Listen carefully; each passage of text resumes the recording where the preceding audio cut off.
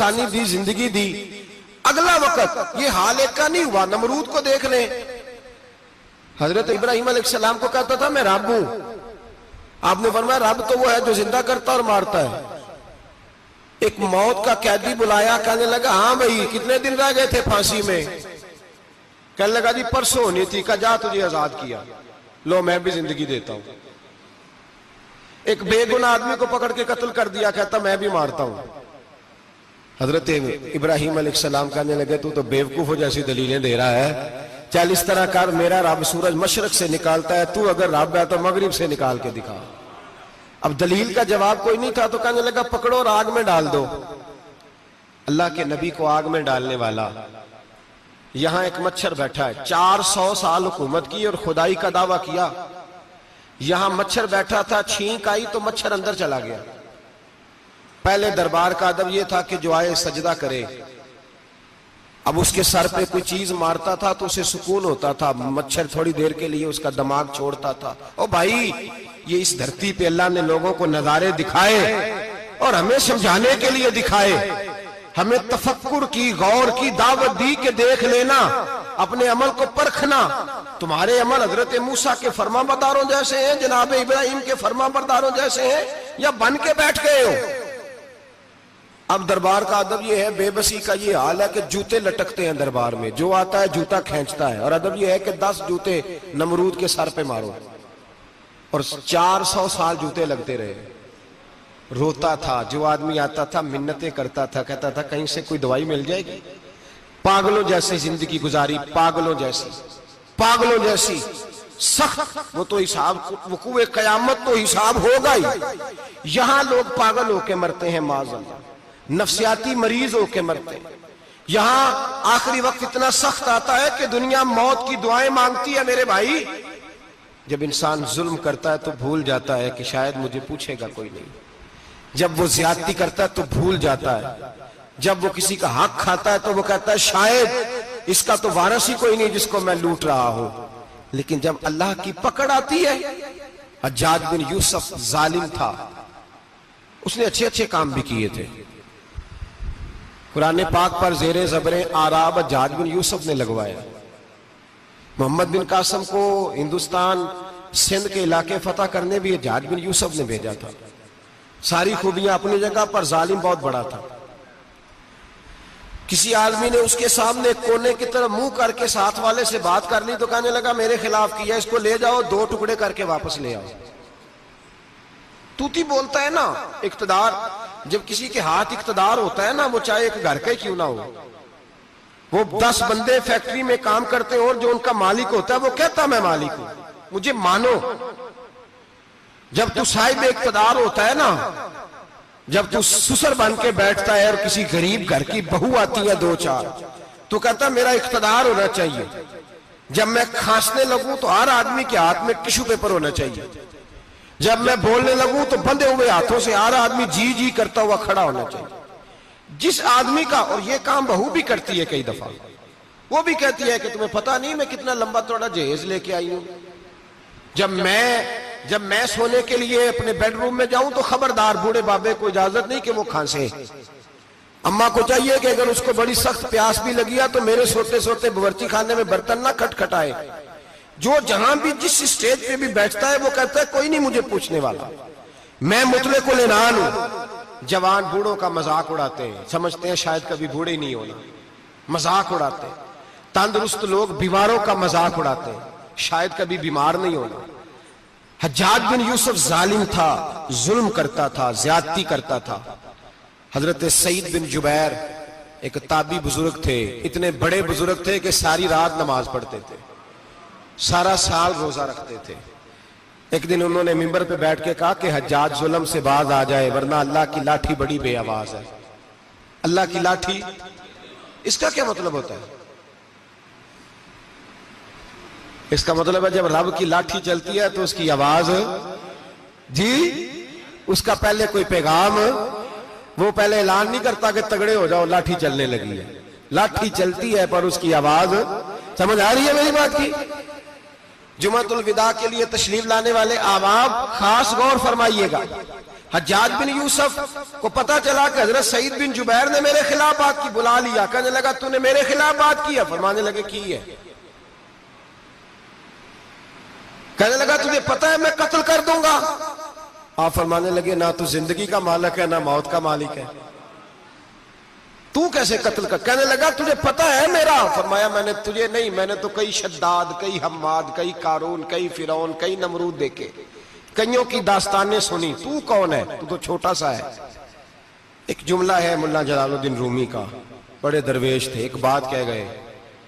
कहने लगे नमरूद जितने पैसे नहीं, फिरौन जितनी हुकूमत नहीं, कारून जितनी दौलत नहीं, वरना फरमाने लगे मेरे जमाने में भी कई लोगों का खुदा बनने को दिल करता है, कई लोगों का दिल करता है, लेकिन नमरूद जितने पैसे, फिरौन जितनी ताकत और कारून जितनी दौलत नहीं, वरना हो सकता है लोग दावा कर जाए माज़अल्लाह सुम्मा माज़अल्लाह। ये आज से कई सौ साल पहले वो कह रहे हैं, आज तो हालात बड़े अबतर है, उसकी निस्बत खतरनाक। फरमाने लगे हजरत सईद बिन जुबैर तू जिंदगी मौत का मालिक नहीं। कहने लगा पकड़ो, कत्ल करो इसे, ले जाओ। जब पकड़कर खींच कर ले जा रहे थे ना,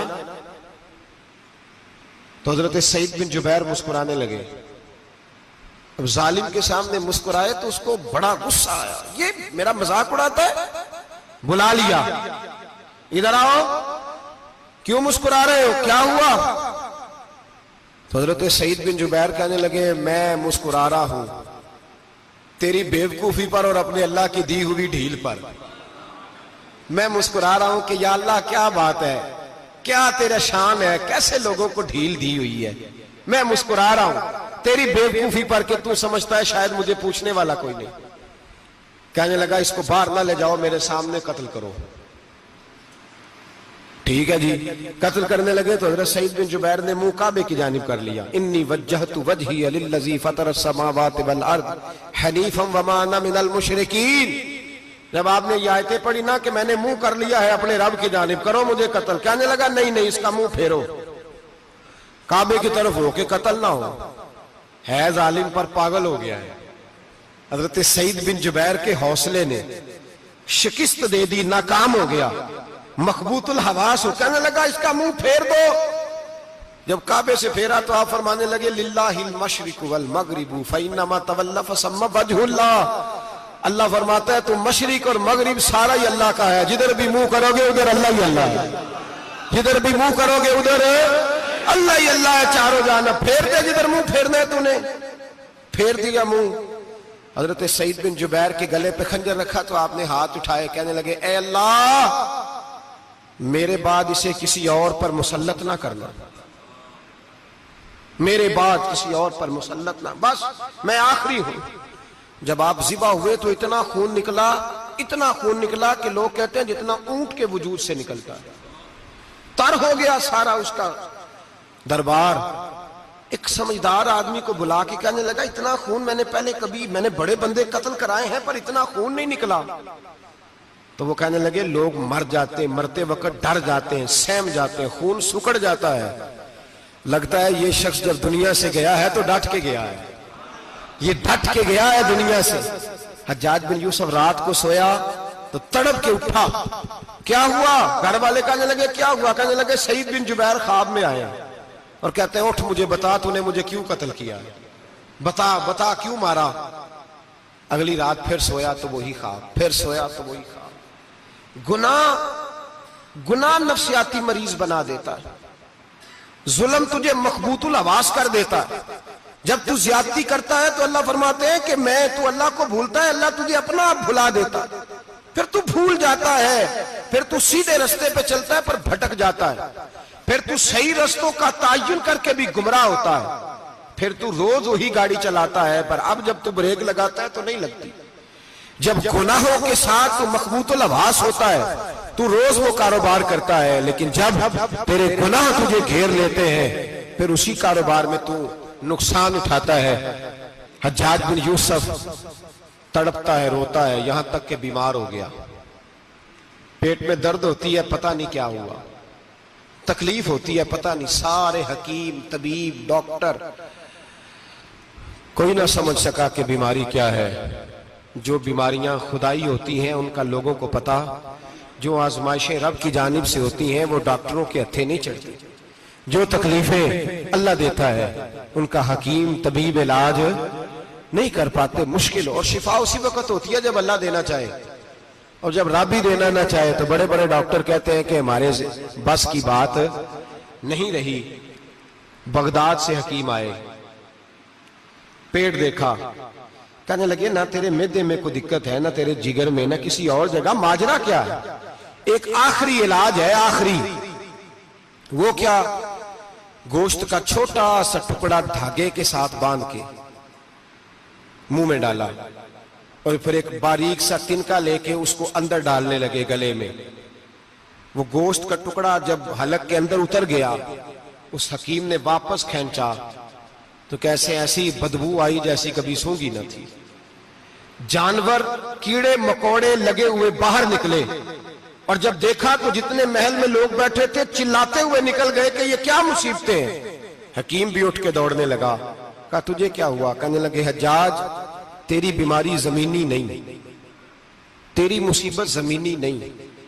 कहा मेरी मर्ज तक तुम क्यों नहीं पहुंच पा रहे? तो कहने लगे लगता है तू बद्दुआ का मरीज है, लगता है तू जुल्म का मरीज है, तू जबर का मरीज है। तड़पता रहा, सिसकता रहा। एक वक्त वो भी आया कि घर वालों ने कमरे में बंद करके ताला लगा दिया, दीवार से टक्करे मारता। ओ भाई, जो गुनाहों के बीमार होते हैं उन्हें शिफा नहीं होती, जो जुल्म जबर बर्बरियत के बीमार होते हैं उन्हें सुकून कल्बी मुयस्सर नहीं आता। दवाइयां उन बीमारियों की बनी हुई हैं जो बीमारियां जमीनी हैं, जो बीमारियां खुराक की बदपरहेजी से होती हैं, जो गुनाहों की बदपरहेजी से होती हैं, उनकी बीमारियां, उनकी शिफा तौबा है, उनकी शिफा रुजू इल्लाह है, उनकी तौबा अल्लाह से माफी मांगने से शिफा होती है। हज्जाज जब मरने लगा तो बुलाया, ये रंग भी जरा मुलाजा कीजिएगा, दो चार करीबियों को बुलाया। पता होता है ना अपने करतूतों का, आदमी को पता सारा है, सरदार नुकीतियां जब पता होता है सारा। बुला के कहने लगा जब मैं मर जाऊं तो मुझे रात को दफन करना। क्यों भाई, औरत है? कहने लगा नहीं, रात को दफनाना। ठीक है, रात को दफना देंगे। फिर कहने लगा जब सुबह हो जाए तो सुबह होने से पहले पहले मेरी कब्र जमीन के बराबर कर देना, निशान मिटा देना। का वजह तू कलमा पढ़ता है, हुजूर का हुक्म है कि कब्र कम अज कम एक बालिश, एक गेट ऊंची होनी चाहिए जमीन से, कम अज कम। तो तू तेरी कब्र मिटा दे, वजह पता होता है अपने जुल्मों का। कहने लगा मुझे पता है लोग मेरे मरने के बाद मेरी कब्र भी नहीं छोड़ेंगे।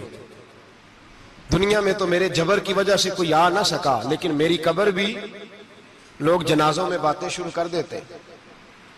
जनाजों में मैंने ऐसी भी दास्तानें सुनी है कि कोई मरा तो लोग जूतों का हार कब्र पे डाल आए। नहीं भाई, तू जब जिंदा था तो तेरे जबर जुल्म की वजह से नहीं को बोल सका। एक तो है कयामत में हिसाब होगा, यहां दुनिया में हिसाब होने लगता। इतनी इतनी लंबी जुबानें लोगों की लटक कर मरते वक्त बाहर निकल आती हैं। दुआ करें, जुमा है, अल्लाह ताला ईमान की मौत अता फरमाए।